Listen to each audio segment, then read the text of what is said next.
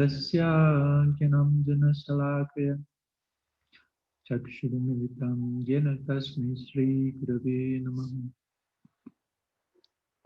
Nam Shreshtam Manumati Satchiputram Matra Sarupam Rupam Tasya Grajamaru Purim Maturim Goshtavatim Radha Kundam Girivaram Maho Radhikamadhavasham Prapto Yasya Pratita Kripaya Shri Gurum Tam Natasmi Vancha Kalpatarubhyascha Kripa Sindhuvyaiva Cha Patitanam Pavanebhyo Vaishnavebhyo Namo Namaha Anarpita Charim Chirat Garunayavatirna Kalaha Shamarpaitum Balarasam Sabhakti Sriyam Hari Purata Sundara Tyuti Kadamba Sandipita Shadha Hridaya Kandaresh Purato Vasachinandana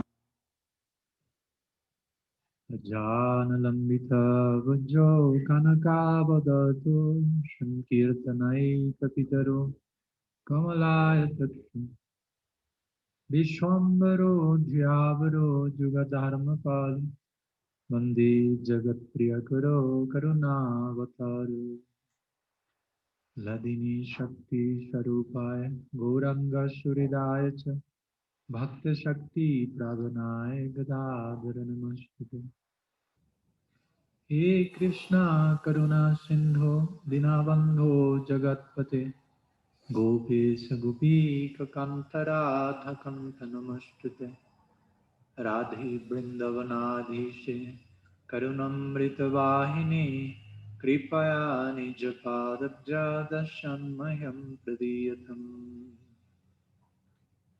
Bhaktya Vihina Aparadha Lakshay Kshiptasya Kamaditarangamadhi Kripamai Tvam Sharanam Prapanam Brinde Maste Charanarabindam Brinde Maste Charanarabindam Srila Gurudev ki jai, Shriman Mahaprabhu ki jai, Shri Harinam Sankirtan ki jai, Shri Sri Krishna Balaram ji ki jai, Gaur Bhakta Vrinda ki jai, Gaur Premananda Haribo. Bueno, buenos días a todos, Pranam, presentes, conectados, muy buenos días y estamos realizando un nuevo encuentro de preguntas y respuestas, Istagosti. En realidad Istagosti se refiere a eso justamente, una reunión con el Istadev en nuestro centro y en base a eso indagando acerca de cómo podemos, haciendo preguntas que sumen al servicio de nuestro Istadev, nuestra Sampradaya, Guru Vaishnava. Entonces, no sé si alguien tiene alguna pregunta que quieran presentar hoy, temas, consultas, en vivo, aquí presencial, conectados. Kali Yuga Pavana levantó la mano, después pasamos con Kriparam Prabhu. La pregunta no sé. Okay. En referencia a una pregunta que habíamos hecho en estos días, en paralelo, la pregunta sería, así como Swarup Shakti y Jiva Shakti, cada uno de ellos, digamos, las almas que están en ese tipo de energías, cada una de estas almas tienen Sat Chit y Ananda en un grado distinto, con una cualidad distinta. Parte de la pregunta sería si Maya Shakti tiene también esta Sat Chidananda, ¿en qué proporción? Sí, en tanto personalidad o en qué sentido podría tenerlo. Y también si Maya Shakti puede brindar a Jiva Shakti, si lo tiene, ese conocimiento y ese Ananda, si lo puede brindar a la Jiva Shakti. Ok.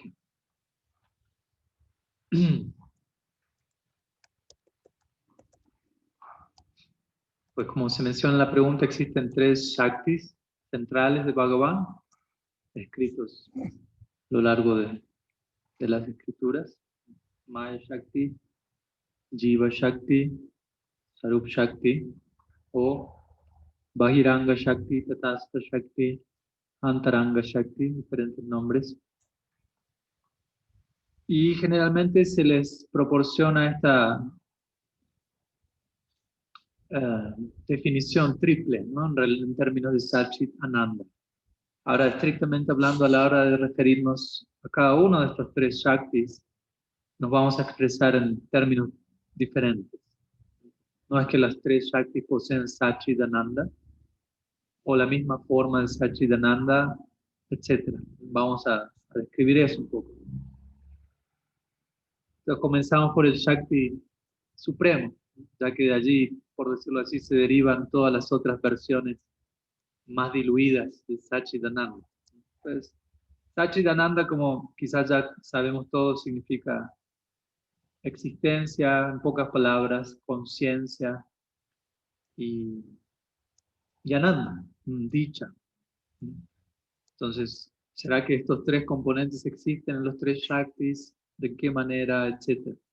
Entonces, con la idea de diferenciar la presencia del Satchidananda en el Swarup Shakti, en relación a Jiva Shakti incluso, aunque a veces se dice que allá Swarup Shakti posee Satchidananda, pero el término estrictamente correcto es Sandini, Sambit y Ladini. Esto es escrito en Vishnu Purana, en varias partes obviamente también, cita en el Charitamrita, los Sundarbha Jiva Goswami, pero hay una cita del Vishnu Purana donde Dhruva Maharaj ora a Bhagavan, Jiva Goswami la cita en su Bhagavad Sandarbha, en su Krishna Sandarbha, una y otra vez junto con el comentario de Sridhar Swami a ese verso, el Vishnu Purana, y allí él básicamente se refiere a cómo únicamente Bhagavan, y en este caso sus asociados eternos por extensión, poseen Sandini, Sambit, Ladini.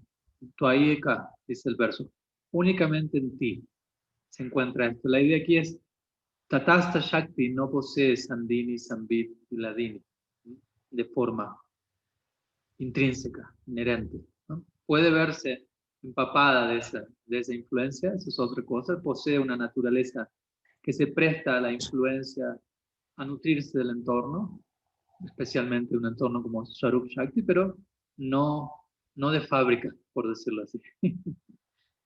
Entonces, Swarup Shakti posee Sandini, Sambit y Ladini, que serían el paralelo al Satchidananda que se suele mencionar en relación a la Jiva.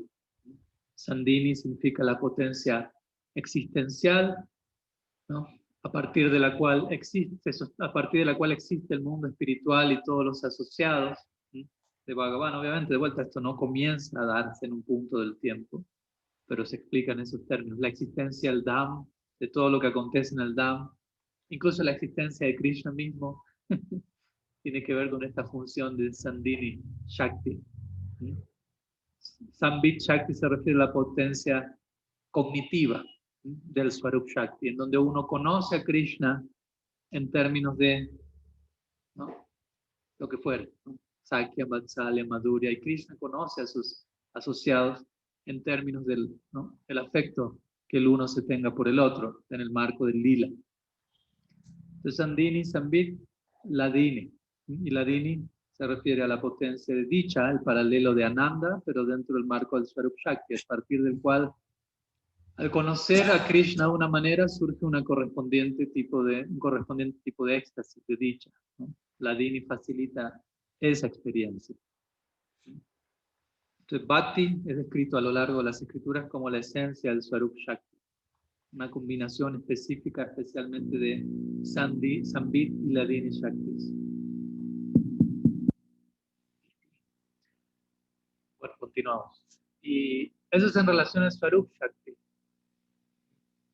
Sandini, Sambit, Ladini, que sería algo así como Super Sat, Super Chit, Super Ananda. Mi Guru Maharaj a veces diría Sandini, Sambit, Ladini es algo así como Satchidananda con esteroides.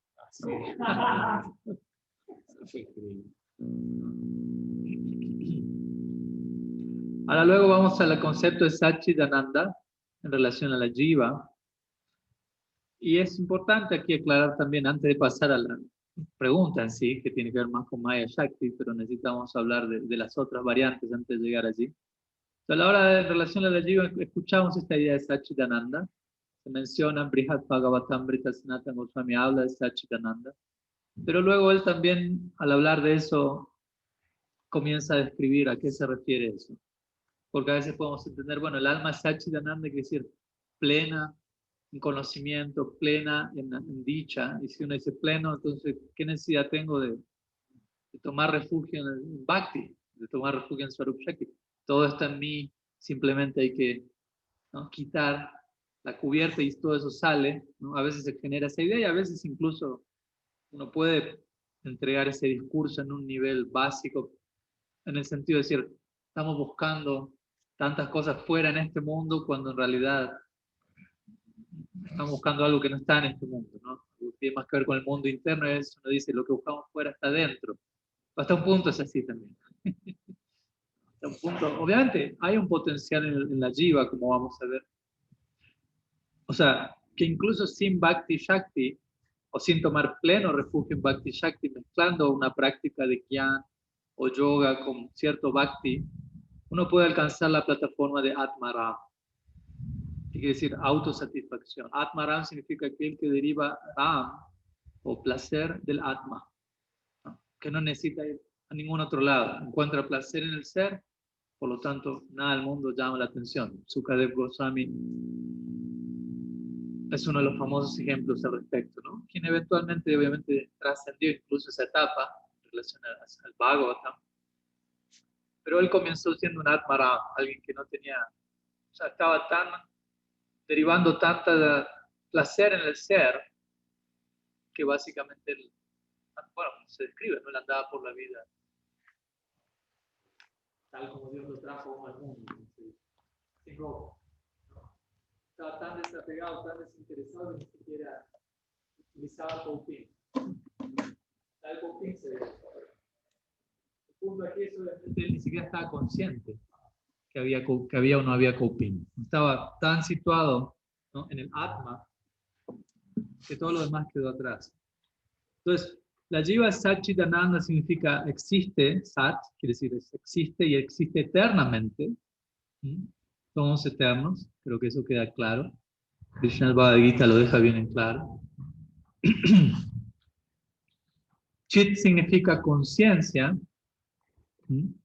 El alma es consciente, posee agencia propia, posee libre albedrío. Obviamente en cierta medida, ¿no? Como decimos siempre, la palabra libre albedrío puede ser un poco engañosa, porque uno piensa, puedo hacer lo que se me antoja. Inténtelo. Quiere volar, salte por la ventana a ver si sale. No sale. Tantas otras cosas. Entonces, libre albedrío es libre, entre comillas, ¿no?, en la medida que elegimos en la dirección correcta. Entonces, Chit, somos unidades de conciencia. Chit a veces se conecta a conocimiento, y aquí es donde tenemos que diferenciar en el hecho de que la Jiva no posee conocimiento intrínseco pleno acerca de Bhagavan.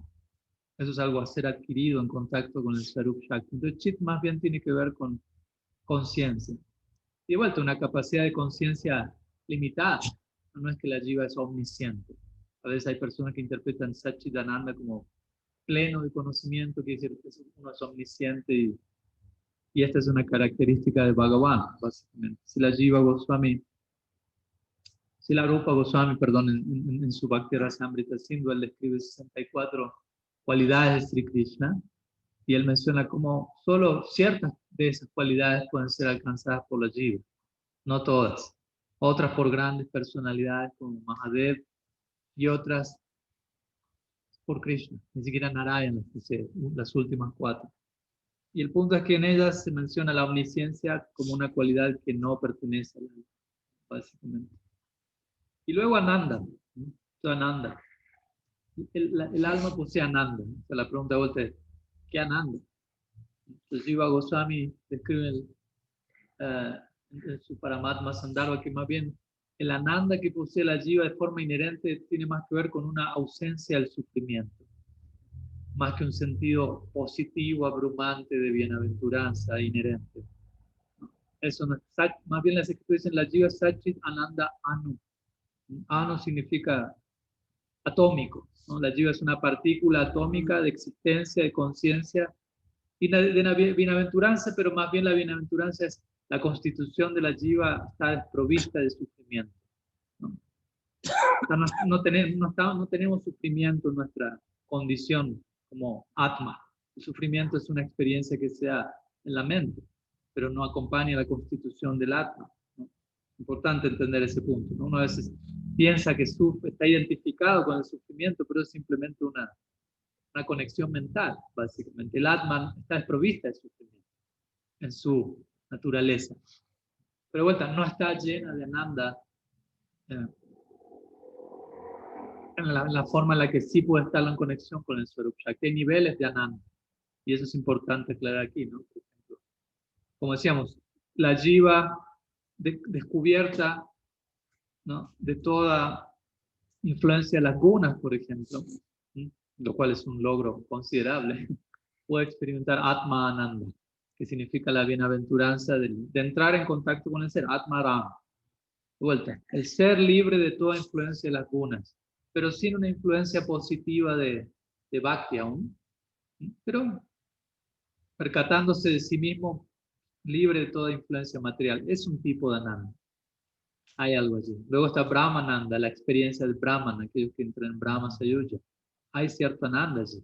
De vuelta, comparado con el Bhakti, Rupa Goswami dice eso es insignificante, etcétera, pero bueno, sin Bhakti eso, comparado a la así llamada bienaventuranza de la vida material, y ahora vamos allí, no, en realidad, en relación a Maya Shakti se habla más bien de Yada Ananda, o Martya Ananda, que significa es un término un poco, un oxímoron, no parece una palabra nula a la otra, porque dice la bienaventuranza de Martya, ¿no?, del mundo de la muerte. Dice que bienaventuranza hay en eso, en algo que perece a cada momento. O Yada Ananda, la bienaventuranza de lo inerte. Yada significa inerte, ¿no? ¿Qué bienaventuranza voy a obtener allí? Pero luego, como digo, hay niveles de Ananda, aparte de eso, ¿no? Atmananda, Brahmananda, y luego pasamos a otro, Bhakti Ananda, Swarup Shakti Ananda, etc.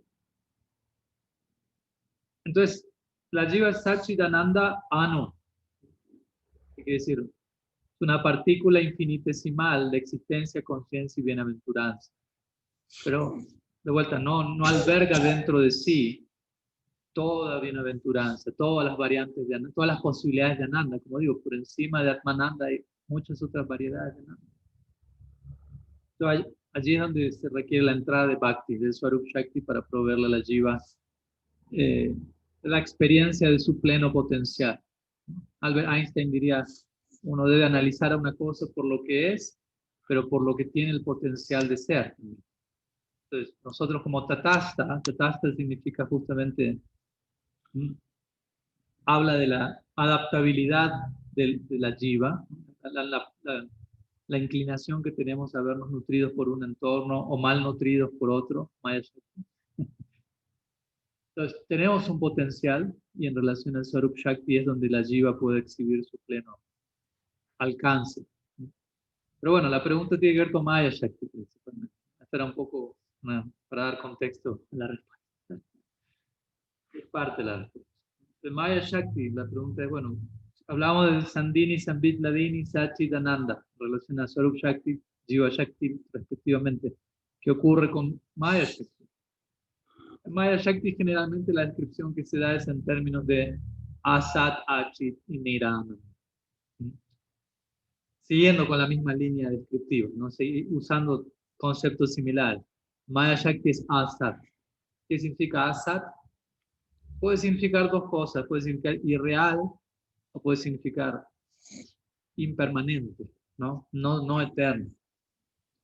Ahora hay que entender eso también. ¿En qué sentido Maya Shakti es irreal? Pues nosotros no estamos diciendo que este mundo es falso, ¿no? Eso es lo que dice Sankaracharya. Brahma Satya Jagat Mithya. Brahman es real, el mundo es falso. Pero nuestra doctrina, nuestro sistema vedántico no postula eso, postula el mundo es real. Maya Shakti es un Shakti de Bhagavan. Es real, pero la experiencia que uno tiene bajo su influencia, eso no es real. Porque uno habla de ilusión, de energía ilusoria, pero la energía ilusoria es real, ¿no? El efecto de la energía ilusoria no es real. No es como si uno está con un mago y el mago me hace un truco y me hace creer que está pasando algo, ¿no? Cuando no está pasando eso. Pero el hecho de que yo estoy ilusionado, eso es real, es un hecho. ¿Entiendes? Entonces Maya Shakti es asat, no porque no exista como Shakti en sí, tiene o sea, hay una ontología allí, una existencia, pero porque lo que se experimenta a través de Maya Shakti no es real. O por otro lado, si tomamos asat como impermanente, se refiere, de vuelta, Maya Shakti es eterna, en el sentido que es un Shakti de Bhagavan que existe desde siempre, pero no es eterna en el sentido de que lo que se produce a partir de esa energía es impermanente. Sigue existiendo, ese es un punto importante. O sea, este cuerpo es temporal, pero en un punto este cuerpo es eterno en el sentido que lo comerán los gusanos, se volverá, ¿no?, compost, humus, lo que fue. Y sigue existiendo, se volverá cenizas, pasa a diferentes formas de manifestación, pero el elemento en sí sigue existiendo. Es importante entender cuando uno dice temporal, eterno, en qué sentido lo vamos diciendo, ¿no? ¿Se entiende el punto, no? Entonces, en ese sentido, Maya Shakti es asat. Aunque en otro sentido es sat, existe, es eterna, pero en otro sentido lo que produce es ilusorio e impermanente. Luego, achit. Achit significa básicamente inerte o desprovisto de conciencia. Pero aquí viene de vuelta otra explicación paradójica. Porque al mismo tiempo lo que hablábamos el otro día, ¿no? Por ejemplo, las escrituras se describe en detalle todo el desfile de Vishnu, ¿no? Que desciende desde el Vaikuntha, Mahasankarshan y los Mahavishnu, en fin, Garbhodakasai Vishnu, Sirodakasai Vishnu, las manifestaciones metacósmica, macrocósmica y microcósmica que lidian, en este caso, con este plano.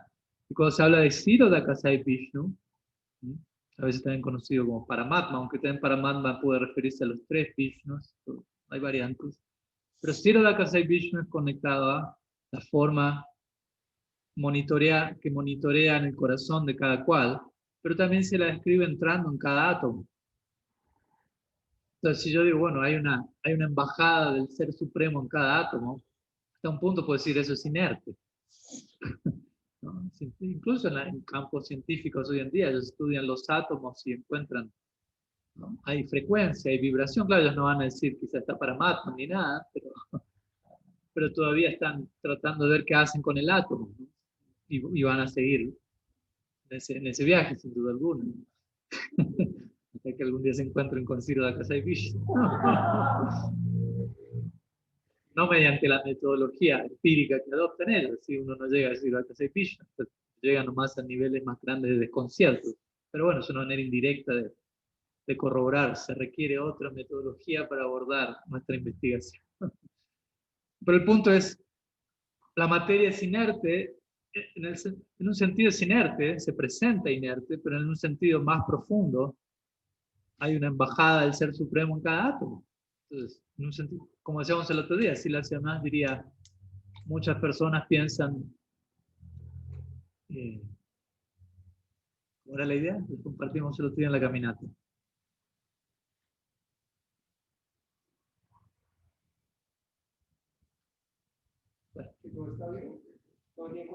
Cerca de sí, era para ese lado, no me recuerdo la idea central, se me fue.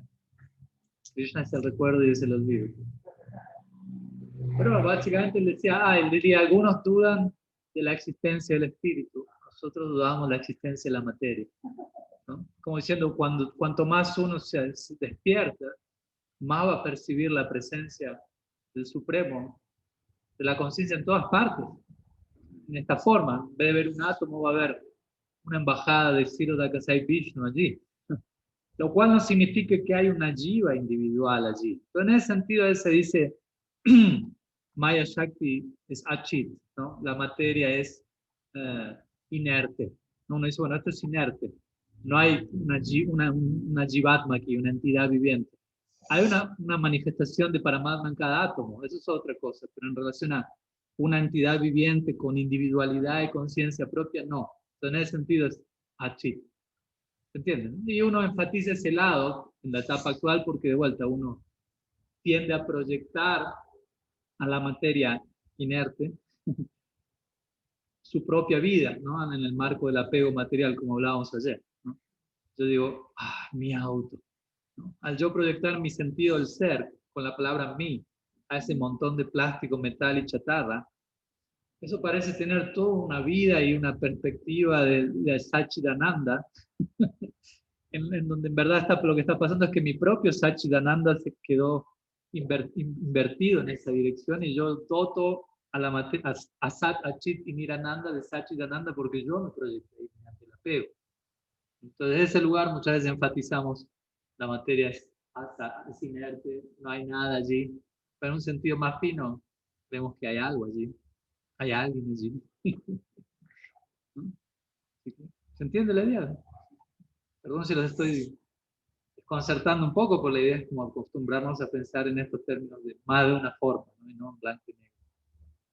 Y por último, Nirananda, se dice, ¿no? En este caso no se puede poner la A al principio como Asat, Achit, porque ya la palabra empieza con Ananda, entonces se recurre a Nir, ¿no? Nirananda.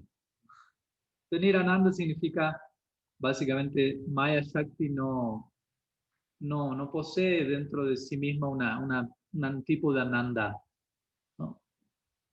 Más bien presenta una apariencia de Ananda, una versión distorsionada de Ananda. A veces Bhaktivinoda Thakur y otros acharyas han tratado en su presentación de la conciencia de Krishna, sobre todo en una época proyectada al occidente y proyectada a la India anglicana, predominada por la presencia de occidente, ¿no? En esa época India se decía que Calcuta era la corona en la joya del imperio británico. Y a Inglaterra en esa época era el país predominante del mundo. Entonces, Occidente estaba en India. Bhaktivinoda Thakur estaba intentando, ¿cómo decirlo?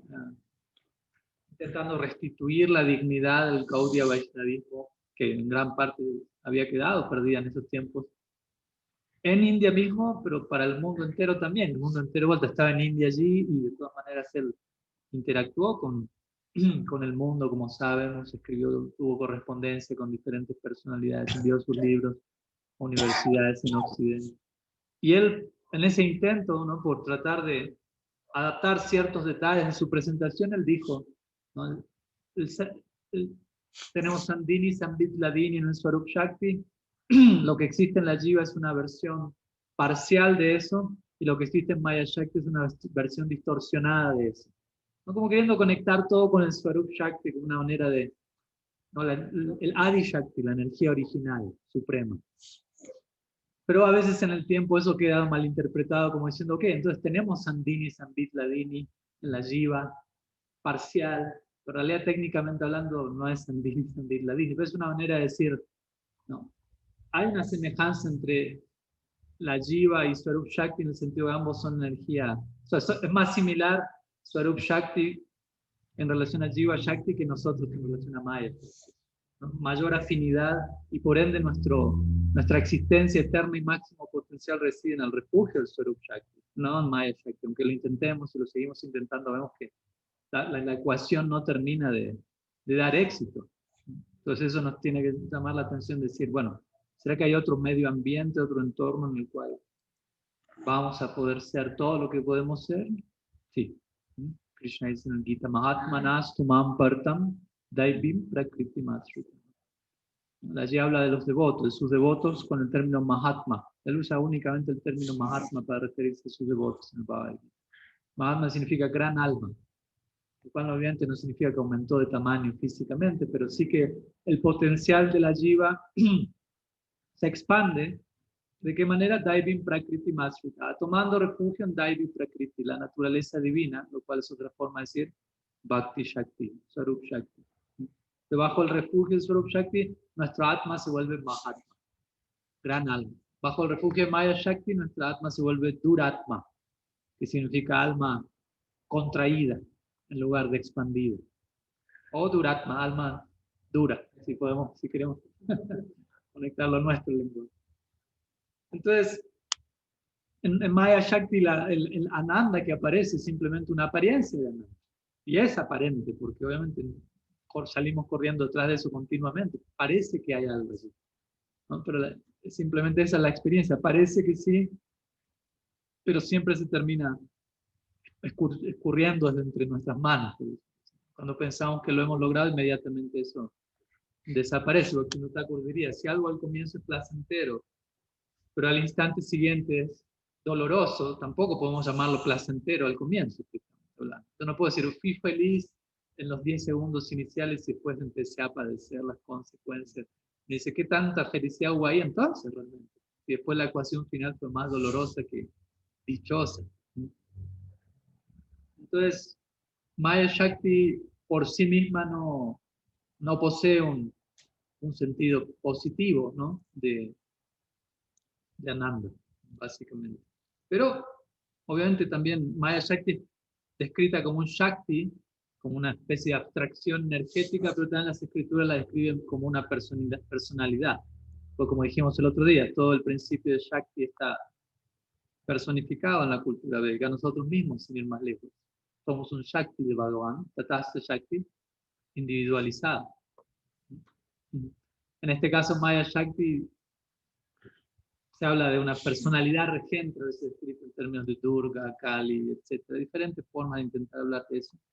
Y el Bhagavatam describe cómo Maya Shakti se encuentra, ¿cómo decirlo?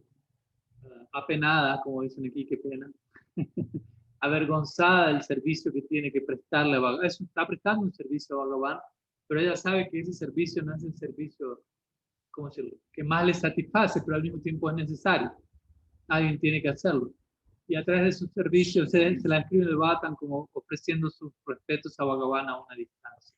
En el sentido de que Bhagavan nunca entra en contacto directo con Maya Shakti, ¿no? De hecho, como dijimos, incluso en su forma como Mahavishnu, que no ni Bhagavan mismo directamente, ni siquiera para activar el proceso cósmico, él no entra en contacto directo con Maya Shakti. Se escribe que él lanza una mirada, ¿no? Y con eso se activa, ¿no?, un nuevo ciclo creacional, ¿no? La idea es, no toca a Maya Shakti, ¿no?, en ninguna de esas formas. Entonces, Maya Shakti a veces ha sido comparada como una sirvienta, Bhagavan como el rey, y Swarup Shakti como la reina, o las reinas del rey. Pero Maya Shakti es una sirvienta que vive fuera del palacio, ¿no? No tiene acceso al séquito interno, íntimo de la vida de Bhagavan, pero ofrece su servicio a una distancia y desde ahí genera un ímpetu indirecto, negativo, que de todas maneras apunta a llevar a las jivas a la conclusión correcta de tomar refugio. Porque vuelta, Maya Shakti está al servicio de Bhagavan, no es una idea quizás como la idea que se puede tener en una doctrina como el cristianismo, en donde se habla de Dios y ¿no? Satán, Lucifer, pongan el nombre que quieran. Y a veces digo esto porque a veces también los devotos malinterpretan esto y hablan de Maya como una mala entidad que está ahí queriendo hacernos caer y distraernos de Krishna, ¿no? Y sutilmente uno también se victimiza al hacer eso, ¿no? Y uno ¿no? Yo, pobre de mí, es Maya la que me tiene así. Yo, si por mí fuera quisiera. No es así. El Maya Shakti está ahí para facilitar la oportunidad de una experiencia a aquellos que cogen en esa dirección, porque es necesario dentro de la ecuación del libre albedrío que eso exista. Pero ella intenta incluso entregar su fruto, por decirlo así, de tal forma que la jiva en ilusión gradualmente entienda la necesidad de salirse del durasraya, del falso refugio de Maya Shakti, y tomar verdadero refugio. Pero no es que Maya Shakti es una mala persona, por decirlo. Obviamente a veces los acharyas expresan esos términos. Bhaktivinoda Thakur diría la bruja Maya, ¿no? Pero ¿por qué bruja? Porque embruja, ¿no? Un brujo es alguien que me hechiza, y esa es la capacidad de Maya Shakti, ¿no?, la energía ilusoria, pero no deja de ser un Shakti de Bhagavan que está sirviendo a Bhagavan, y lo está sirviendo muy bien, no cumple su servicio a la perfección. Entonces, de hecho, el Bhagavatam dice eso, Mayam Varnaya to Nusya Ishwarasya Namodata Srimanta Shradayanityam Mayayatma Namohyati. Es un verso muy importante el Bhagavatam. Dice, Mayam Varnaya to Nusya Ishwarasya. Si uno, a la hora, si uno se encarga de describir a Maya Shakti, de entender su mecanismo, cómo opera este Shakti, cómo es un Shakti al servicio de Bhagavan, en la medida que uno comprende la identidad real de Maya Shakti, uno trasciende Maya Shakti, dice el Bhagavad.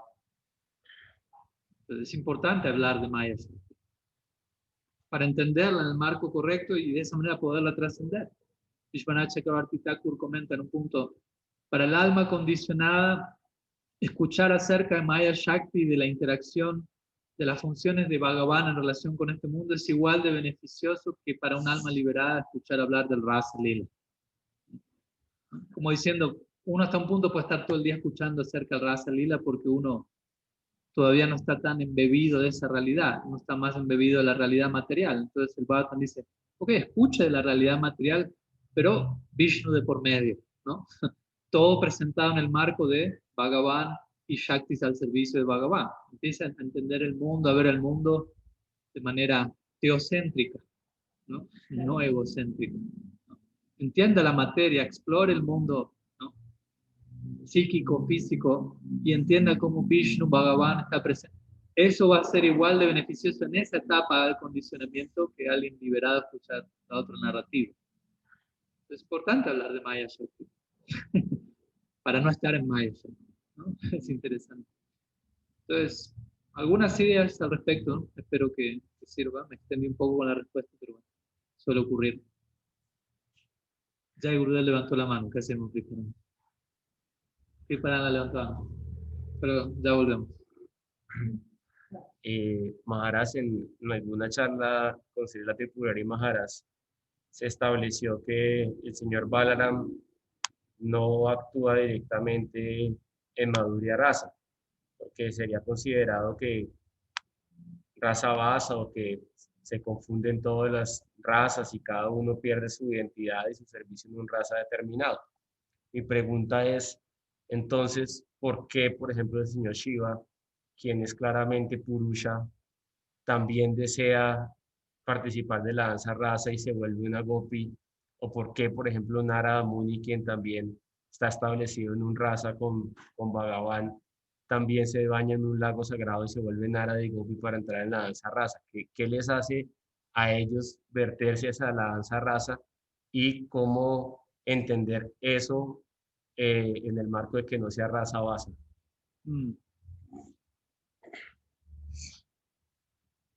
Pues por un lado entonces tenemos la idea de Balaram. También es importante entender la posición ontológica de cada una de estas personalidades. No estamos hablando, cada uno de estos casos son distintos, pertenecen a diferentes categorías.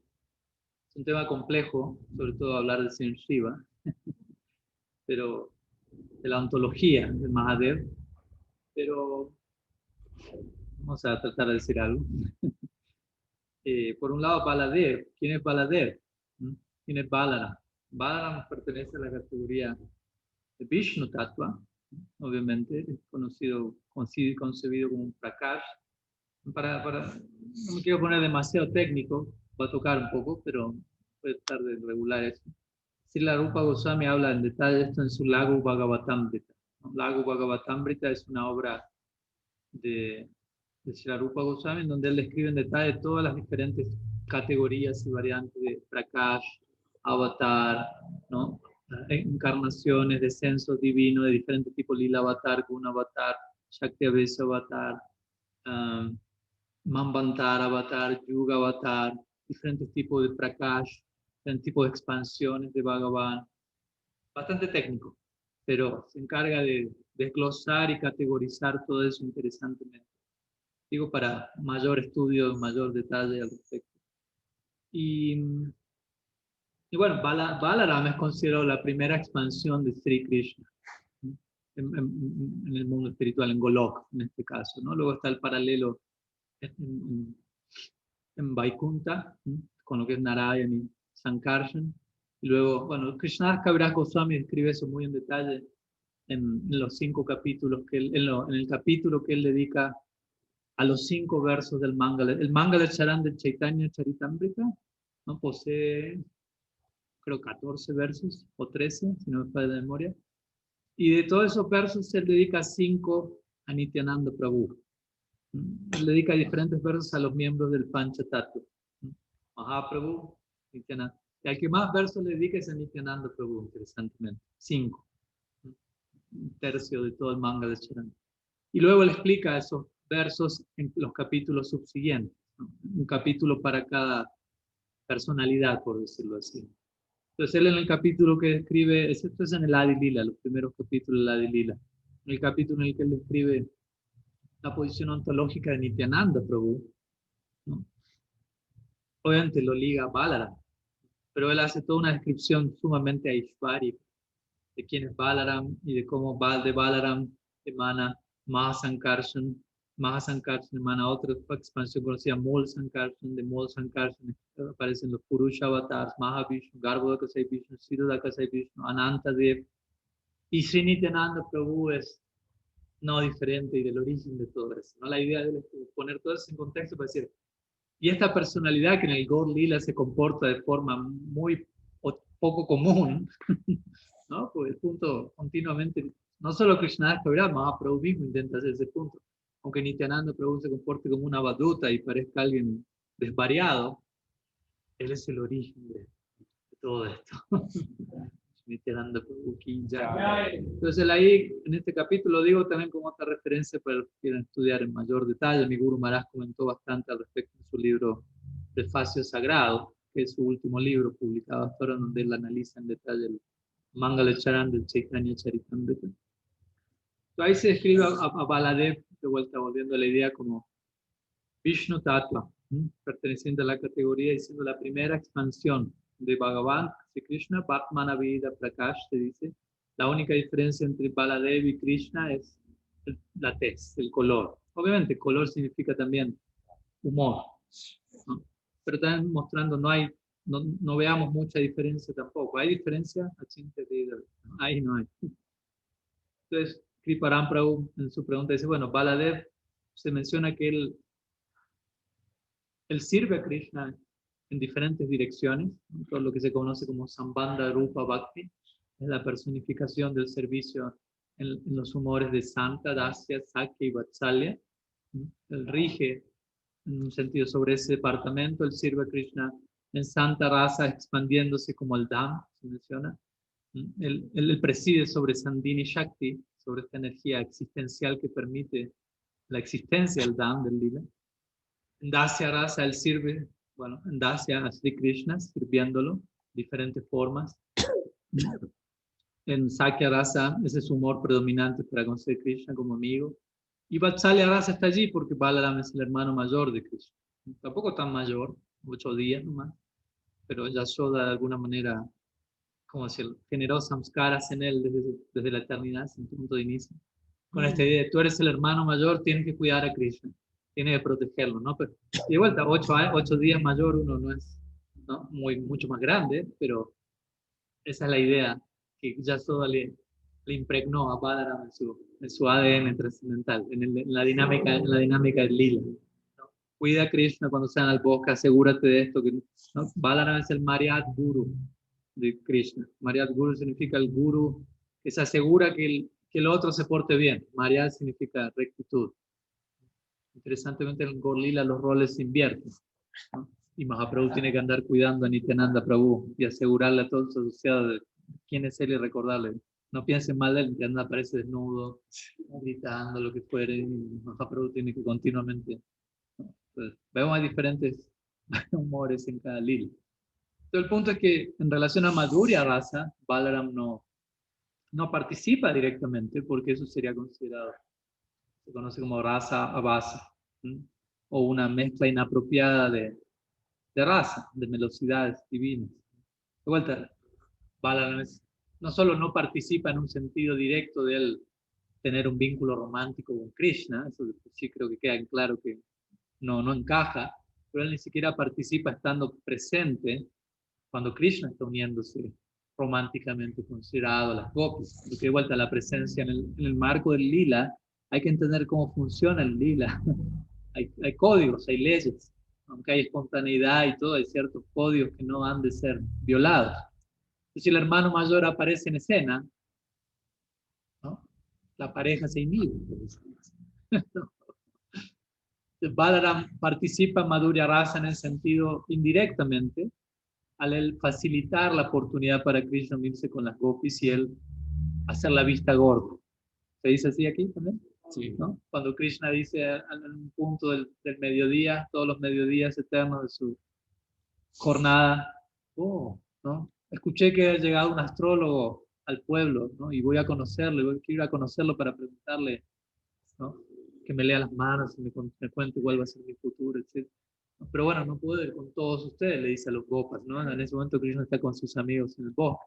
Estamos en el Urbana Lila, en el Lila de media mañana, donde Krishna va con sus amigos, y luego entramos en Madhyan Lila, Lila al mediodía, ¿no? De 10:48, 3:36. Ahí es donde en un punto Krishna desaparece. Siempre hay una excusa nueva todos los días. Viene un astrólogo, llegó alguien, tengo que ir a explorar esta nueva sección del bosque que me contaron para luego llevar a las vacas allí. Pero no podemos ir todos, ¿no? Así que voy a ir con un grupo de amigos, ¿no? Y siempre los Priyanarmasaka son los que se suman a esa aventura, porque son los que tienen esa sensibilidad y están al tanto de la vida romántica de Krishna. Pero Balaram allí, él no aparece, él no es un Priyanarmasaka, pero él conoce la vida de la vida romántica de Krishna. Entonces él le va a decir a todos los demás que no pueden ir con él, ustedes se quedan con Balaram, ¿no? Y vuelvo al barco. Balaram dice, él sabe dónde está yendo Krishna. Y él tiene la capacidad de, ¿cómo decirlo?, de entretener al resto de los gopas de una manera tal en donde ellos no sienten, ¿qué pasó? ¿Dónde está Krishna? No vuelve, ¿no? Entonces, de esa manera, Balaram está sirviendo a Krishna en Madhurya Rasa, indirectamente. Luego hay otro punto que es en relación a lo que se puede considerar como el Shakti de Balaram, una expansión, Ananda Manjari, otro tema. Pero no me quiero desviar para ese lado. Entonces, hasta ahí, primera parte, perdón que aclaro todo esto, pero toca. Entonces, la pregunta de Kriparam es sobre esa base, dice, bueno, y ahora, ¿cómo entender? Ok, se entiende que Balaram no participa directamente en Madhurya Rasa, eso crearía como un choque de, ¿no?, una mezcla poco gustosa de velocidades, pero por el otro lado tenemos a Shiva y a Narada, son dos ejemplos que Kriparam Prabhu menciona, quienes en diferentes narraciones, secciones de las escrituras se describe cómo ellos se ven interesados en la dirección de experimentar Gopi Bhav. Mahadev por un lado, bañándose en Brahma Kunda, Yogamaya lo lleva, sumerjámonos aquí, apareciendo como Gopishwar. Y bueno, hay toda una historia allí en donde eventualmente él es asignado como portero del Rasa Lila, no es que termina de participar plenamente en todo lo que es Gopi Bhav, es un punto importante a remarcar, ¿no? De hecho, se dice que cuando Shiva expresa eso, él va a Vrindavan y quiere entrar al Rasa Lila en su forma como Shiva. Y las Gopis le dicen, Mahadev, ¿no? ¿Qué hace por aquí? No, es que quiero participar en el Rasa Lila. No, pero no se puede así, ¿no? Necesito tener una identidad femenina. Krishna es el único Purusha, ¿no? El único hombre. De vuelta, cuidémonos no pensar en términos hombre-mujer ordinariamente. Shakti man, Shakti. Entonces, Mahadev comienza a ejecutar severas austeridades y a orar, y Yogamaya aparece, y bueno, lo lleva, como se van en Brahma Kunda, y emerge con una forma de Gopi. Y se dice que se esconde, hay diferentes variantes de la historia, pero se esconde en un pequeño arboleda y contempla a distancia como Radha y Krishna y las gopis ejecutan Rasa Lila. Pero dice que Krishna, las gopis, no sienten ¿no?, la alegría usual, ¿no? Hay paralelos similares en el Gaur Lila, ¿no? Cuando Mahaprabhu está con sus asociados en Srivasangan y Mahaprabhu dice, hoy no siento la alegría típica.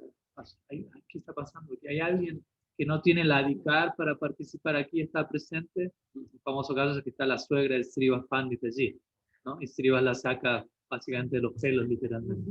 Pero bueno, otra cosa. ¿No? En este caso algo similar, ¿no? Mahadev está allí, pero el punto al que, y esto es citado muchas veces en el marco de lo que Vishwanath Chakravarti Thakur dice, que uno tiene que nacer en el Braja Lila, en la tierra, del vientre de una gopi, familiarizarse con los detalles culturales de la vida de uno, quién es mi madre, a qué aldea pertenezco. Shiva no pasó por ese proceso. Entonces, Krishna y las gopis se sientan raros y ven, hay una gopi mirando detrás de un árbol, ¿no? Las gopis van y comienza el interrogatorio, ¿no? Dice, ¿cuál es su nombre? De Gopi. Shiva no sabía qué decir. ¿De qué aldea viene? ¿Quién es su esposo? ¿Quién es su madre? ¿No? Shiva empezó como a... y no pudo participar, ¿no? Y el énfasis para eso es, por eso uno necesita nacer en Boma, Brindavan, familiarizarse con toda esa info cultural, y de ahí se manifiesta uno en Golok Brindavan ya, con toda esa información en su lugar, y uno está listo para cualquier interrogatorio que le quieran hacer. Pero bueno, obviamente después hay final feliz y Mahadev se le asigna, como vemos, la posición de ser guardián del Dham, básicamente protector del Rasa Lila, y no permitir que cualquiera entre, ¿no? De allí está el famoso mantra que se recomienda recitar antes, cuando uno visita Vrindavan, o en la aspiración a acceder a Vrindavan, Vrindavan Avani Bhakti Jaya Soma Sumamoli Sanaka Sanandan Sanatan Naradidya Gopishwar Braja Vilasi Yugangri Padme Prem Prayacha Nirupadi Namo Namaste. Uno le ora a Gopishwar Mahadev, a la forma de Mahadev como Gopi, para que uno lo vuelva Nirupadi. Hablamos ayer de los Upadis. Upadis, ¿se acuerdan? Identificación. Designaciones. Pues yo escuché que a veces devotos dicen Nirupati, por empezar, no, es Nirupadi. Y a veces identifica Nirupadi como a un Vaishnava que pasa desapercibido, algo así, ¿no? Pero en realidad, claro, quizás pasa desapercibido por estar libre de designaciones, pero Nirupadi significa literalmente Upadi, Nir, como Nirananda, Nirupadi, sin Upadis, libre de designación material. Y el verso dice Prem Prayacha Nirupadi. Prem Prayacha dice, concédeme Prem, concédeme esa designación, mediante la cual Nirupadi, me vuelvo libre de todo. Ahora el punto es quién es Mahadev, ¿no? Ahí entramos en aguas complejas. Porque es difícil, ¿no? Describir Shiva Tattva, es complejo, ¿no? Así como Guru Tattva, son los dos tatuas más elusivos, ¿no? Porque Mahadev puede ser considerado Bhagavan, pero en realidad en nuestra escuela son puntos considerados Bhagavan. Los shivaístas consideran a Mahadev Bhagavan en todo el sentido de la palabra. El Brahma Samhita en nuestra escuela describe, y en el Paramatma Sandarbha, justo estoy estudiando esta sección estos días, ¿no? Hay toda una sección que Jiva Goswami dedica a hablar acerca de Mahadev, porque él está hablando de los Guna Avatar, Brahma, Vishnu, Shiva, ¿no? Y establece como Vishnu es, ¿no?, la deidad suprema, básicamente, por encima de Brahma y Shiva, pero también Brahma y Shiva son uno con Vishnu en un sentido, y en otro no, pero diferentes casos. Brahma puede ser una Jiva, no Shiva, Jiva, mientras que Shiva no, aunque hay expansiones de Shiva, conocido como los 11 Rudras, y hay Jivas que pueden volverse esa forma de Shiva. Y el Brahma Samhita compara a Shiva en relación a la leche y al yogur, como una transformación de Vishnu, en donde Bhagavan, en esa forma, entra en contacto directo con las gunas. En el caso de Shiva, él rige sobre Tamaguna. Entra en contacto directo, como dijimos hace un rato, Vishnu no entra en contacto directo con las gunas. Ni siquiera con Sattva, aunque Vishnu preside por sobre Sattva, él no entra en contacto directo. Pero, de vuelta, es un ejemplo, ¿no?, el del yogur, porque también Jiva Goswami dice, oh, la leche se transforma en yogur, pero ya no queda leche, queda yogur. Mientras que si Shiva es una transformación de Vishnu, no quiere decir que Vishnu desapareció, ¿no? Entonces, las analogías todas tienen sus limitaciones. Entonces, en un sentido, Shiva puede ser es considerado un tatua propio, por eso no habla de Shiva Tattva más que Vishnu Tattva, ¿no? Así como cuando le preguntaron a Silasiyar Maharaj, ¿el guru es Vishnu Tattva o Jiva Tattva?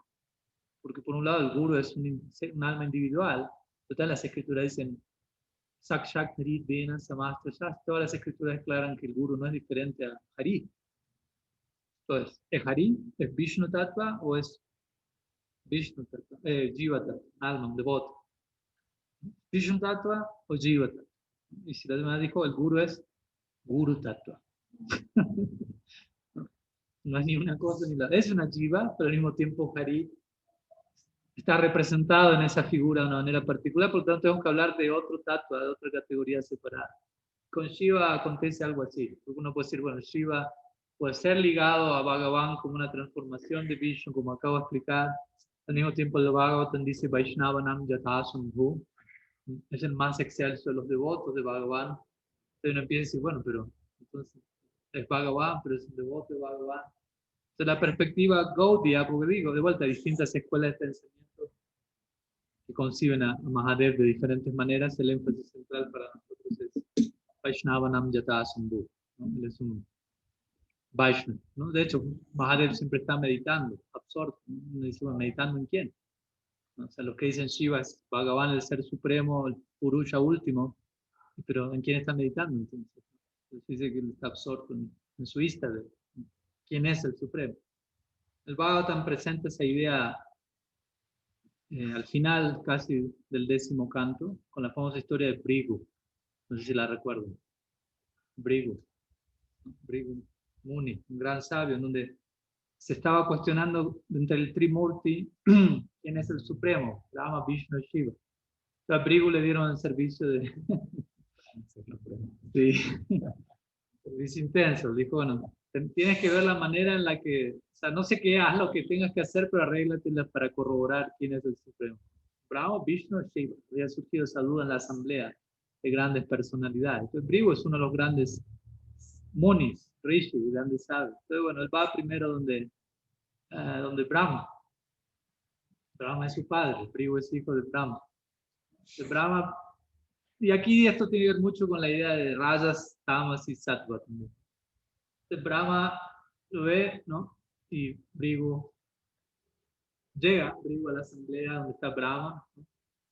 Y Brahma lo saluda a Brigu, a su hijo, pero Brigu lo pasa por alto, no lo saluda. Y dice que Brahma entra en ira, pero contiene su ira, ¿no? Lo cual es un nivel de... ¿no? Porque es su hijo, ¿no? Una manera de decir, bueno, no me la voy a agarrar conmigo. Entonces Brigu toma nota de la reacción de Brahma, ¿no?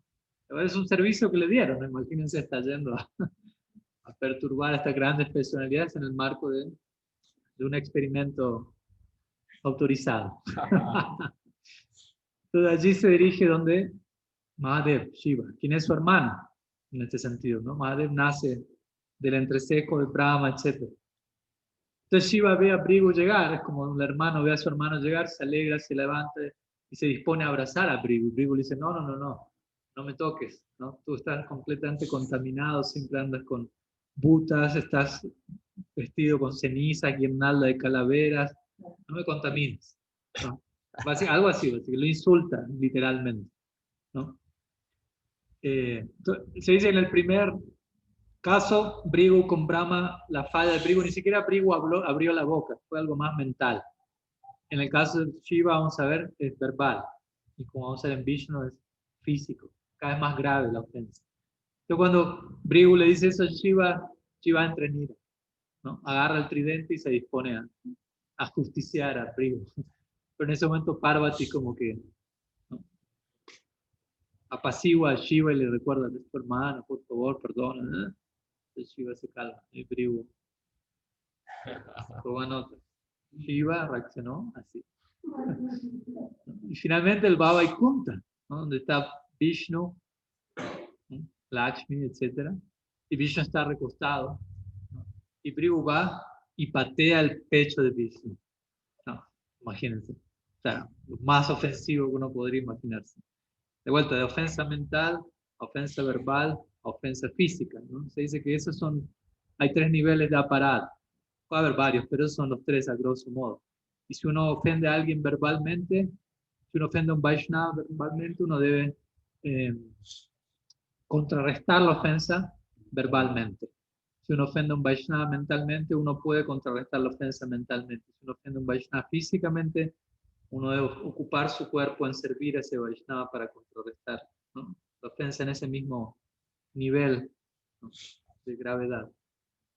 Entonces, bueno, no voy a narrar en detalle la respuesta de Vishnu. Es muy bonita, es muy lindo poder estudiar esa sección y cómo Vishnu responde, pero básicamente Vishnu le dice: oh, gran Brigu, gran sabio, gran devoto, estoy tan bendecido con recibir tu visita y discúlpame que no tuve la capacidad de recibirte apropiadamente y entiendo que me hayas pateado quizás por mi falla, así que agradezco haber podido ser liberado de mi falla al recibir tu castigo y entrar en contacto con el polvo de tus pies del otro, y empieza a comportarse naturalmente con esa humildad. El Brigo queda completamente anonadado con la respuesta de Vishnu, por empezar. Y él dice: y el contacto con tus pies del otro ha bendecido mi pecho hasta tal punto que considero que allí reside la diosa de la fortuna, y por eso siempre en mi pecho va a acompañarme la presencia de Lakshmi en la forma de Srivatsa, ¿no?, de este mechón de cabello que está conectado a este pasatiempo también. Y obviamente Pribu anotó y quedó claro quién es el supremo de estos tres, ¿no?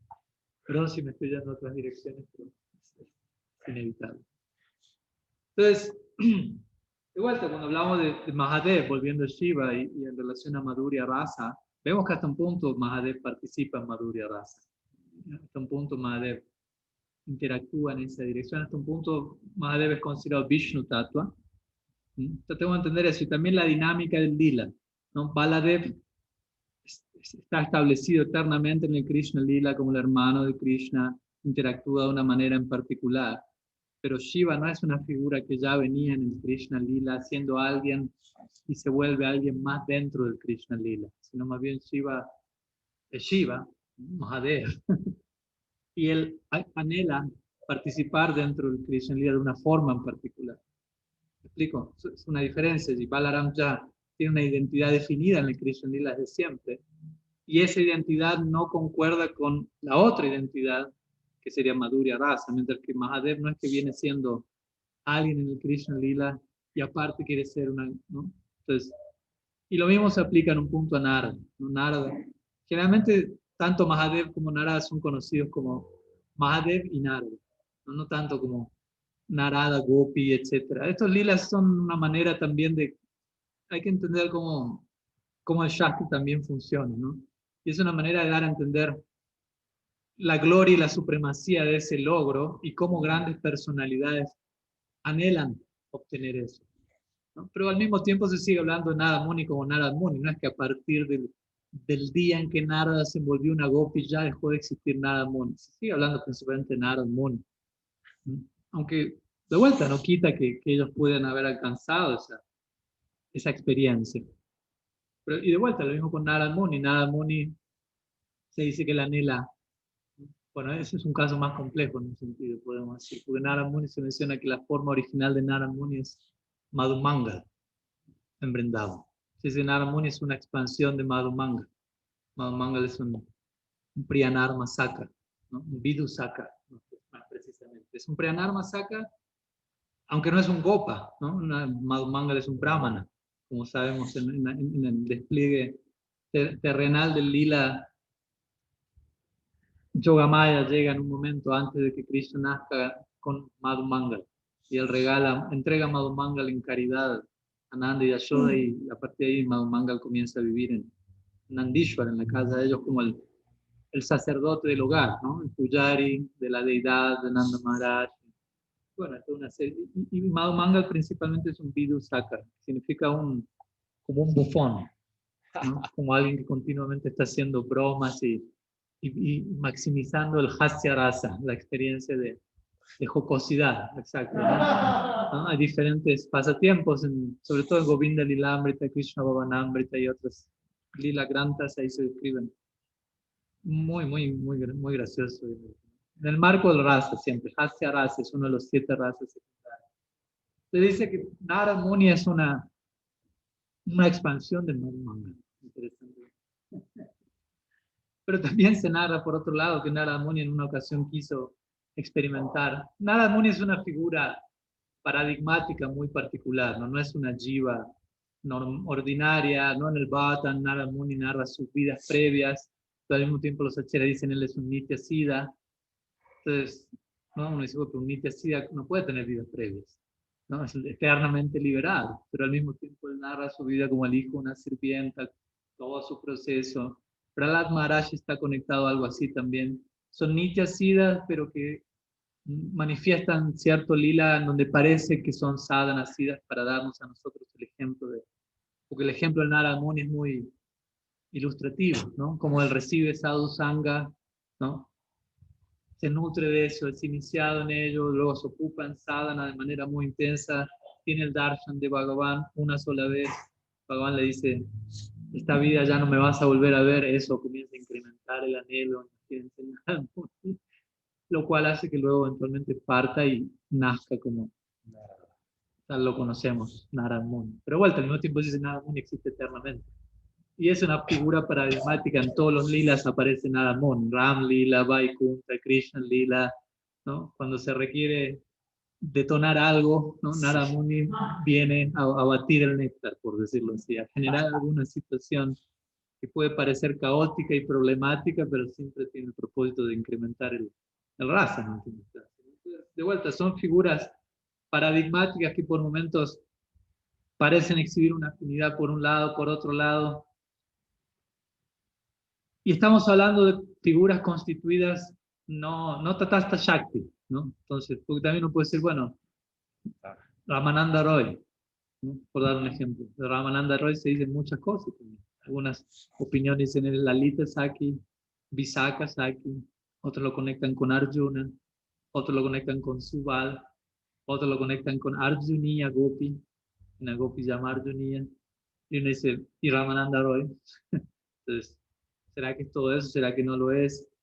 ¿Cómo puede ser más de una persona? Pero bueno, al mismo tiempo nosotros tenemos, en nuestro caso, la proyección hacia alguien en el Gaur Lila, alguien en el Krishna Lila, siendo Tatasta Jiva, es decir, de entidades compuestas de Swarup Shakti, lo cual presenta otro potencial, ¿no? Otro nivel de posibilidad.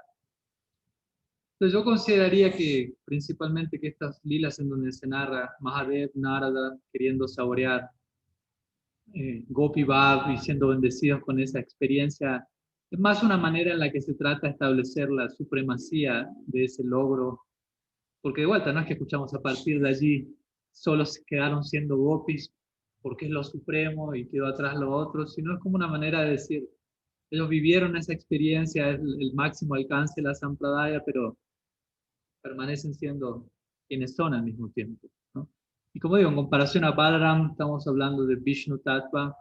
Narada Muni no es Vishnu Tattva, Shiva no es Vishnu Tattva, es Jiva Tattva.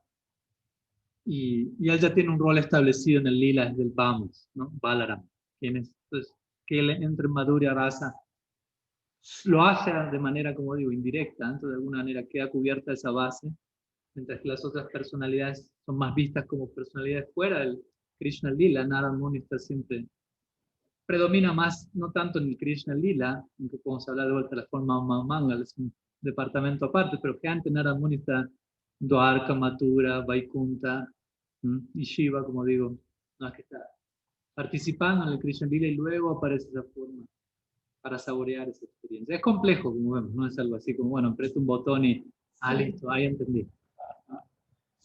Pero sí es importante pensar todas esas cosas y tratar de entender que existe esta idea de rasa, basa. Rupa Goswami presenta eso, no es que mezclamos cualquier cosa, cualquier persona en cualquier lugar y tiene que ser extático o gustoso, ¿no?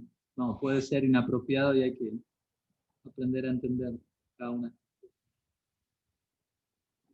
No sé si respondí algo al pregunta, pero bueno.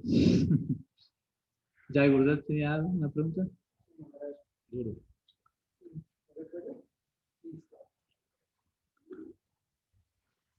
Bueno, Maharaj Hare Krishna, ¿usted alguna vez explicó sobre Jagannath? ¿Una vez habló sobre la clase sobre el señor Jagannath? y decía que en Jagannath Puri, obviamente comentó aparte de la India, hay personas de distintas religiones, pero que en Jagannath Puri, a pesar de que sea la religión que sea que profese cualquier persona, todos son devotos de Jagannath, o sea, cristianos, musulmanes, budistas. Entonces mi pregunta es, ¿cómo cristianos, musulmanes y budistas, sobre todo los musulmanes que son iconoclastas, cómo es su consideración dentro de estas religiones como al señor Jagannath dentro de su propio crucero? Ok. O sea, no sé si literalmente lo dije así, todos son devotos de Jagannath, pero sí sé que pude haber dicho algo cercano a eso, como en el sentido de que más allá de que diferentes personas de distintas tradiciones adoran a Jagannath con distinta concepción. No estoy seguro si habré dicho absolutamente todos ¿no?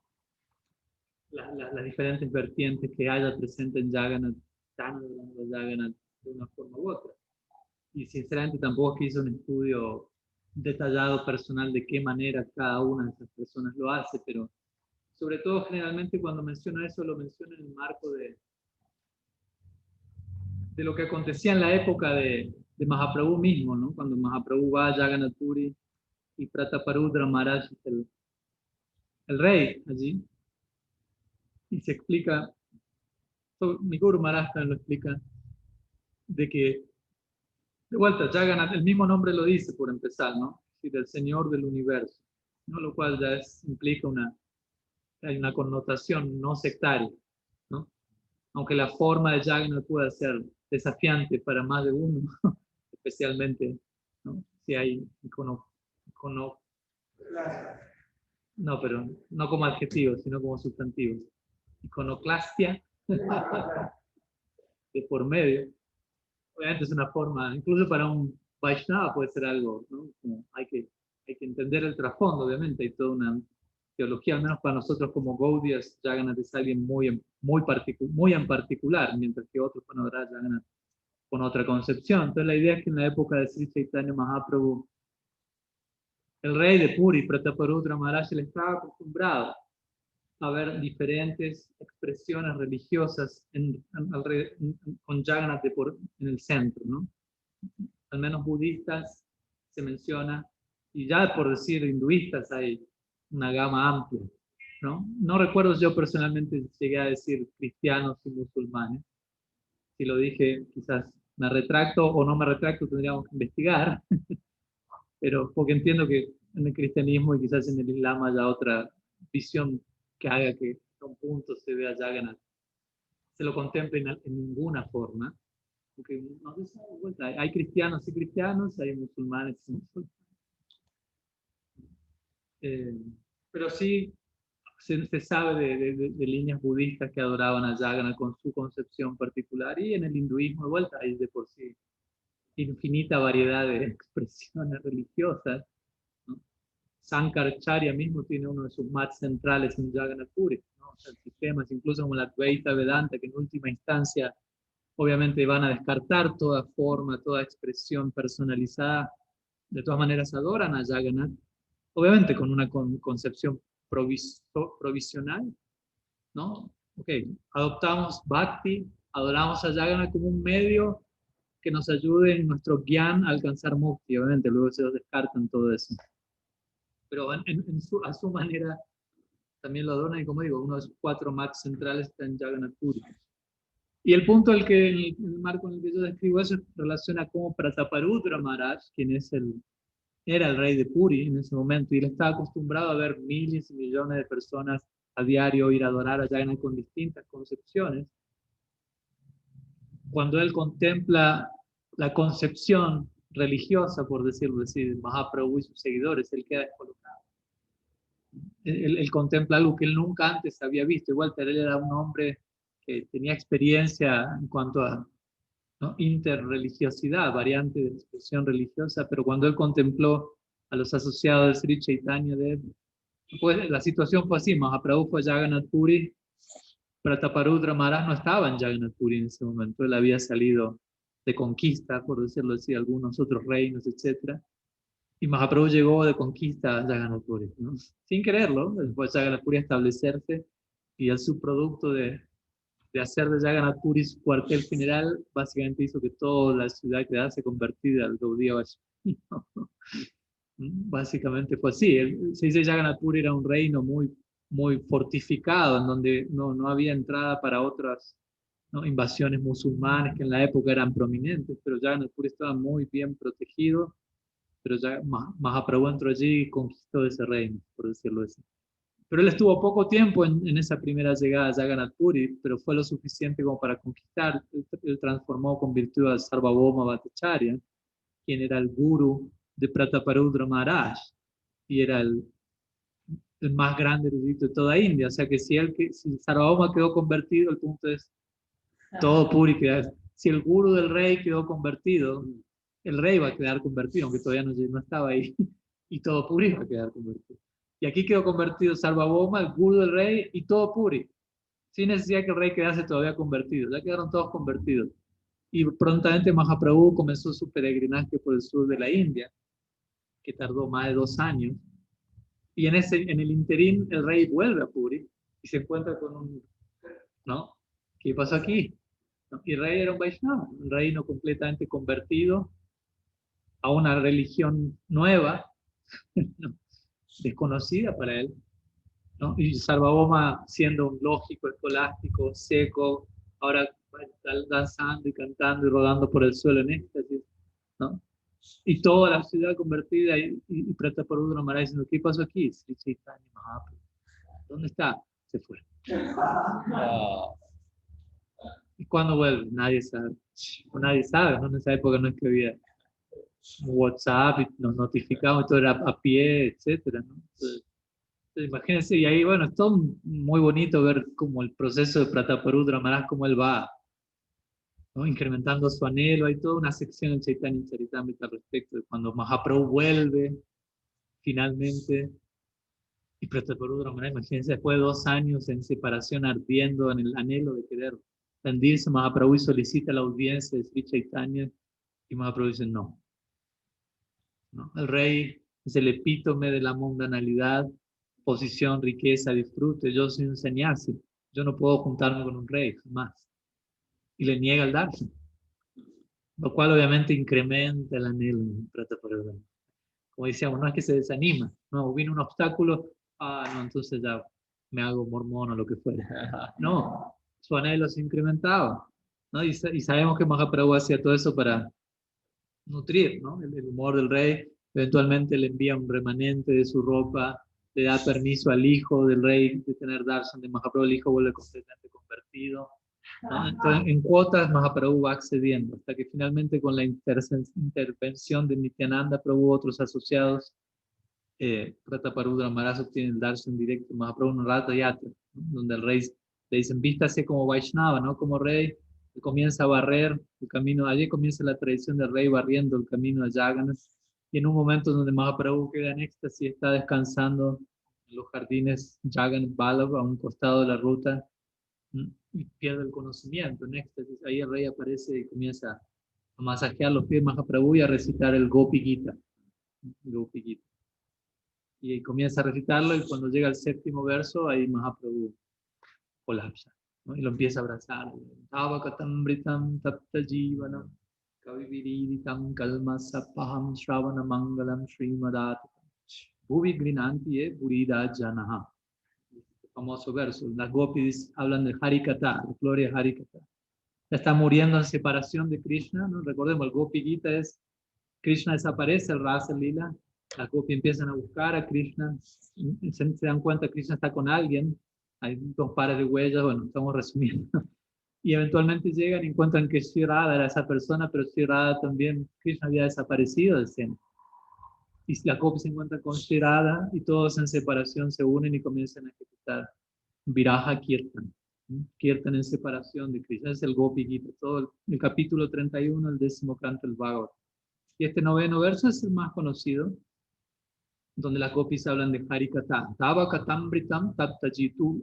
El néctar de tu kata da vida a las almas moribundas de este mundo. Es otra forma en la que las gopis dicen, estamos muriendo en separación de ti, pero al hablar de ti nos vuelve la vida, ¿no?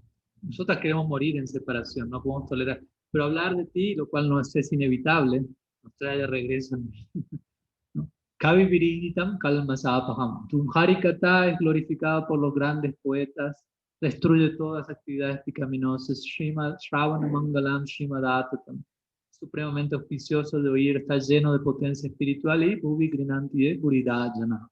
Por lo tanto, aquellos que se encargan de distribuir Harikata son las personas que están ocupadas en la más grande labor de caridad. Ese es el significado directo. Vishwanath Chakravarti Thakur da un significado indirecto que tiene el significado opuesto. Las gopis empiezan a decir, tu Harikata es veneno, nos está matando, etc. ¿No? Estáticamente, pero bueno, es otro. Eso está en el ciclo de estudio del Gopi Gita, así que pueden dirigirse ahí. Coming soon.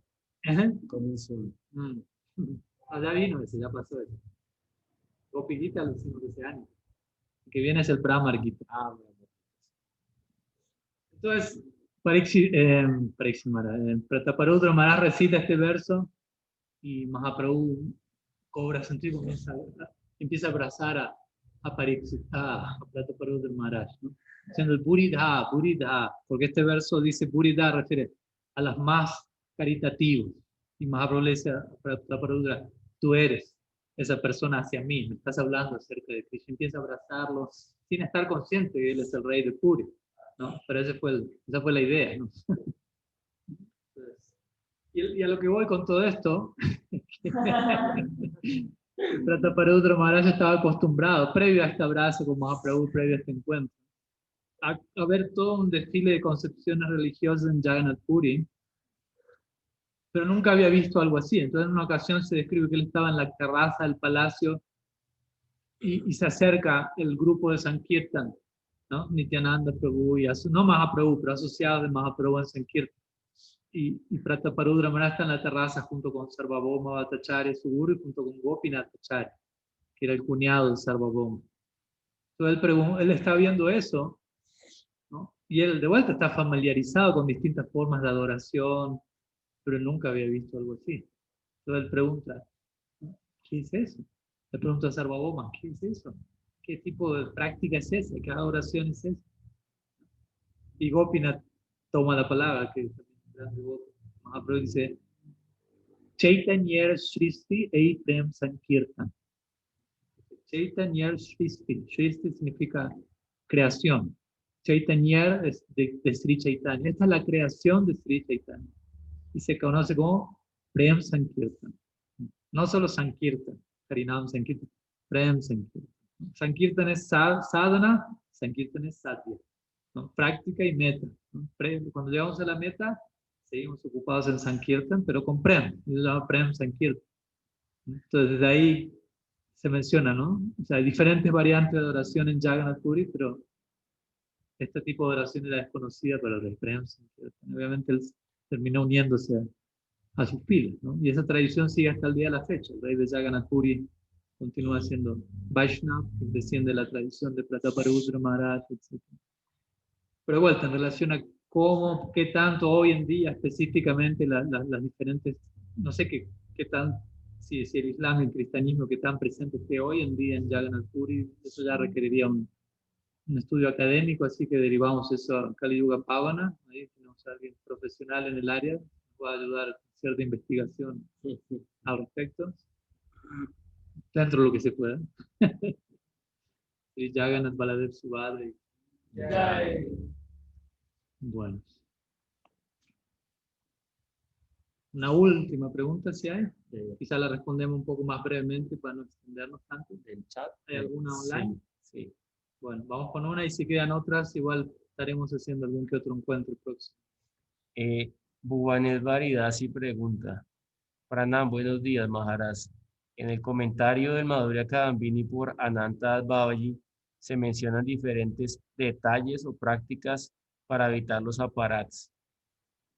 En relación al Seva Aparat, uno de los tantos detalles a considerar que se menciona es adorar a Ganesh antes de realizar puya. Me gustaría que pudiese explicarnos la importancia de ello y si es recomendable para incorporar en nuestra práctica o no. Sí, algo de eso se menciona también en el Bhakti Rasamrita Sindhu. Pero obviamente también vemos por otro lado que la adoración a Ganesh no es algo prominente en el sadhana de un Gaudiya Vaishnava. Obviamente tampoco quiere decir esto que uno falta respeto a dicha personalidad ni nada por el estilo. Vemos que en general Ganesh es adorado como destructor de obstáculos, pero la mayoría que los adoran en ese marco es destructor de obstáculos para el progreso material. Se dice que Ganesh es el hijo de Shiva y se dice que su deidad adorable es Nrsimhadev, ¿no? Y nosotros adoramos a Nrsimhadev como destructor de obstáculos en ese marco.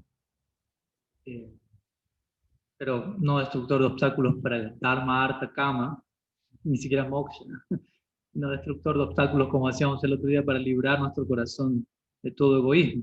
Entonces también para nosotros, siendo que Ganesh adora a Nrsimhadev, ¿no? Nuestra idea es, bueno, él lo adora con esa concepción. Aunque Ganesh es conocido como destructor de obstáculos materiales, él está adorando a Nrsimhadev en el marco de destrucción de obstáculos en la práctica del bhajan. Entonces para nosotros ese lado de Ganesh es más atractivo y es concebido como un Vaishnava en ese marco. Y en ese sentido, de vuelta el punto aquí no es si adoro o no adoro a Ganesh, sino con qué concepción lo adoro. Pues también uno puede adorar a Krishna con una concepción mundana, ¿no? A Vishnu. Dhruva Maharaj es el famoso ejemplo de esto. Dhruva Maharaj comenzó a adorar a Vishnu simplemente queriendo vengarse de su madrastra, ¿no? Queriendo tener un reino más opulento que el de su padre, y se ocupó en intenso sadhana, más intenso del que todos nosotros juntos nos estaríamos ocupando, pero para obtener un reino, ¿no? Sakama, ¿no? Con interés material. Obviamente, después él tuvo el darshan de Bhagavan y él cayó en cuenta de su error, por decirlo así, ¿no? Él dijo, todo esto que estaba buscando, gran palacio, etcétera, era como un pedazo de vidrio roto por el suelo, que estaba queriendo en comparación a las joyas de tu darshan. Y obviamente allí Dhruva Maharaj se vuelve quien es. Punto que Bhagavan mismo le asigna un planeta personal y todo, pero bueno. Entonces el punto es ese, ¿no? Se menciona, no, Prabhupada en una ocasión también hay una historia de un discípulo le preguntó si podía adorar a Ganesh, y él le dijo, sí, lo puedes adorar si es que le vas a donar al templo $10,000 por mes. ¿No? Como diciendo, ¿no? Los que adoran a Ganesh lo adoran con un interés material. Ok, y él entendió, bueno, hay discípulos que todavía tienen interés material. Ok, te permito esa oración si das un buen porcentaje de eso para una causa superior que te purifique de ese deseo material. Algo así sería la idea, ¿no? Entonces, de ese lado es que generalmente no es parte del sadhana la adoración a Ganesh. De vuelta, no es que es contraproducente adorarlo o tenerlo como una figura, no es como un cuadro de Ganesh y uno es un hereje. Pero el punto aquí es cuál es la concepción detrás de la adoración. De vuelta, uno puede tener a Ganesh y concebirlo en un marco legal para un Gaudiya Vaishnava, y no puede tener a Radha y Krishna en el altar y estar adorándolo para obtener Brahma Sayuja, como un Mayavadi lo haría. Me explico, por fuera aparece, no, fui a un templo de Sai Baba y estaban adorando a Radha y Krishna. Sí, pero ¿con qué concepción? Y después, no, fui a un ashram y tenían a Ganesh. Ok, ¿con qué concepción? Hay que ir más allá de la forma externa. Pero en términos generales no es algo que se enfatice ni se recomiende por nuestro parampara, nuestros acharyas. Hay que tener a Ganesh, hay que hacerlo, hay que adorarlo antes. Pero bueno, la concepción es, Ganesh, si se lo adora correctamente, es una adoración preliminar a Archana para uno liberarse de todo obstáculo. Pero para nosotros ese tipo de meditación va ligada más directamente al, ¿no? Guru, Gauranga, Mahaprabhu, Nityananda, Nrsimhadev. Existe toda una serie de entidades que personifican ese principio de liberar obstáculos, ¿no? Pero si por X razón alguien también puede tener ciertos samskaras, ¿no? Sea que nació en India o lo que fuere, con vidas pasadas para con Ganesh, bueno, existe esa forma de concebir, ¿no? El abordaje hacia él en un marco que no sea sakama, sino nishkama, ¿no? Tratando de trascender el deseo material. Shri Ganesh ki jai. Shri Bhagavan ki jai. Srila Gurudev ki jai. Sriman Mahaprabhu ki jai. Shri Harinam Sankirtan ki jai. Shri Krishna Balaram ji ki jai. Gaur Bhakta Vrinda ki Jai. Gaur Pramananda. Sarveshapika Sindhu Chapati Prampane Vaisnavaya. Ananta Koti Vaishnava Vrinda ki Jai. Gaur Hari Gaur. Bhakti Pranaya Padmanabha Maharaj ki Jai. Param Prabhu ki